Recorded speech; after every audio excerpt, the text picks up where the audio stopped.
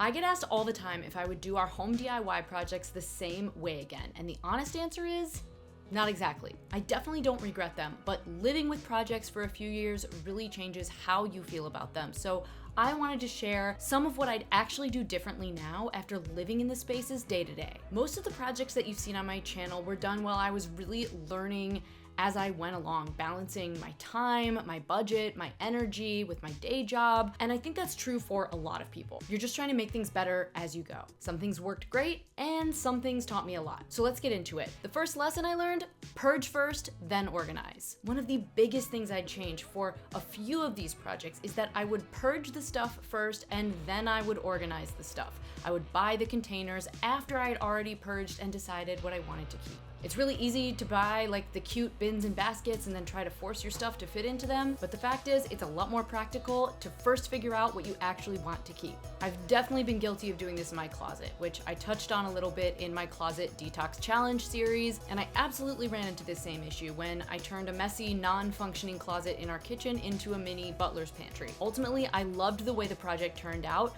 but I bought a lot of containers for that space before I really asked myself how we were going to live with a pantry space. I think it would have helped a lot to have a little bit of time to determine how we could most efficiently store stuff like baking items and chicken stock and sauces and which things would go together, because I bought a lot of these cute baskets that matched and that fit the space, but they were really too small to put one category of stuff in, and so it ended up being a lot of tiny boxes with different very, very niche categories of stuff inside, and that sort of confused me every time I went to cook. So if I could do it over, I'd let myself live with the space for a while before committing to buying all my organization solutions. Which brings me to my next point.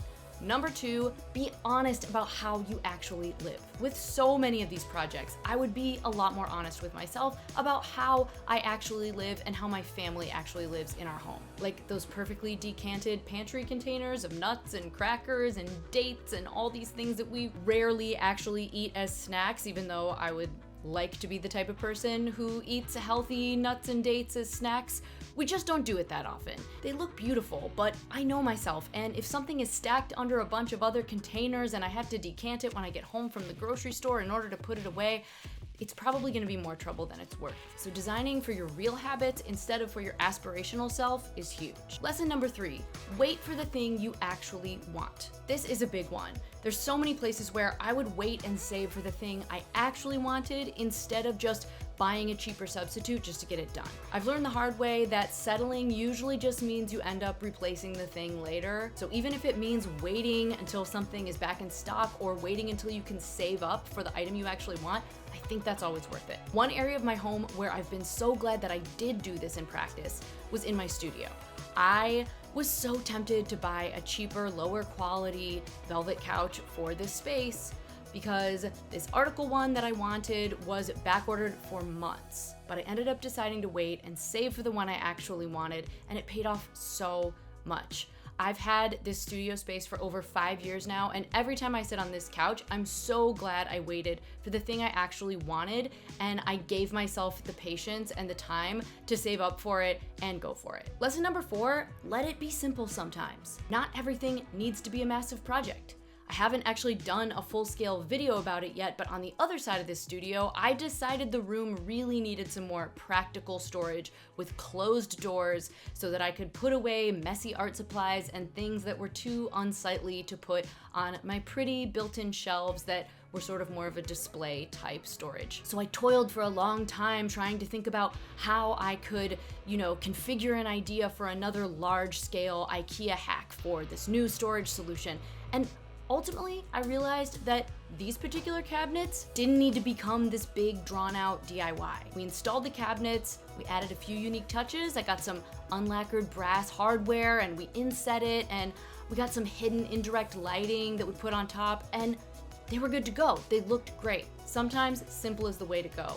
Simple isn't a failure. Lesson number 5 is prioritize durability. Durability matters way more than I realized, especially when it comes to DIY. Personally, I'm so glad that I painted and stenciled our backyard patio instead of spending a bunch of money on cement tile for this space. Because even though it took forever, I've really realized that in Southern California, even though we don't get a ton of rain or harsh weather, the outdoor space really takes a beating from the sun and whatever else is going on. Seeing the way this space can get really dirty really quickly, even when we're taking pretty good care of it, has made me so appreciative of the fact that I decided to go with a durable painted solution that was easier on the wallet instead of spending a bunch of money on expensive cement tiles that I feel like would have just gotten absolutely destroyed by minimal dirt and sun exposure. Thinking about wear and tear up front really saves so much frustration later. Number 6 is give yourself options. In a lot of these projects, I would also plan for flexibility whenever possible. For example, I wasn't really thinking ahead when I space planned this pantry to drill a hole for electrical cords in the butcher block counter itself. Something that would have been a lot easier to do during the build. Totally still doable now, just slightly annoying, is gonna cause a big mess. I have to pull everything out. But I'm actually thinking about putting a small toaster oven in there or maybe a small microwave, and it would have been so much easier if I had kind of thought of this butler's pantry as a little home for small appliances when we were doing the project and had given myself that option. One space where I really did do this ahead of time was these new studio storage cabinets. We actually moved the light switch for the room to the side of this cabinet to allow for more storage. And while we were at it, we added an electrical outlet inside the cabinet itself so I could hide my bulky printer in there. Now it's really convenient to have an outlet in this cabinet for whenever I need it. Lesson number 7, think about what's practical and not just what's pretty. So one of my favorite projects I've done to date is my butcher block washer dryer counter. It's beautiful. I wouldn't change anything, honestly, but just from a practicality standpoint and from an appliance standpoint, I think next time I would probably choose a top load washer.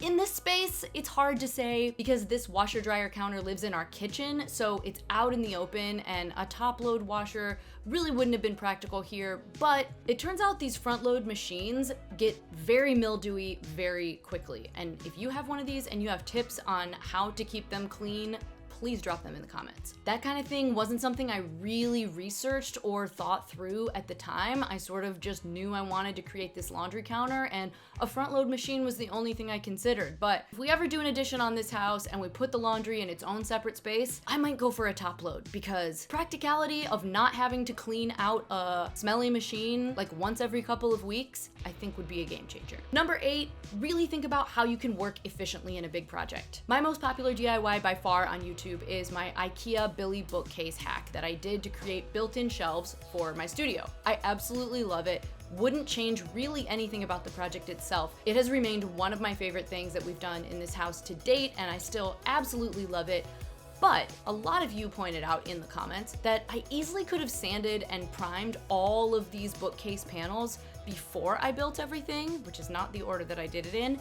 And it's a great point. I think that that probably would have been much more efficient, and it actually probably would have been better in terms of being able to do all that priming outside so that I wasn't priming already built bookshelves in a closed room. Not awesome from a fumes standpoint. So next time I take on a big project like this, I'll definitely consider the most efficient step-by-step process. More than anything, my biggest takeaway from living with these projects for about 5 years now is that the project isn't the point.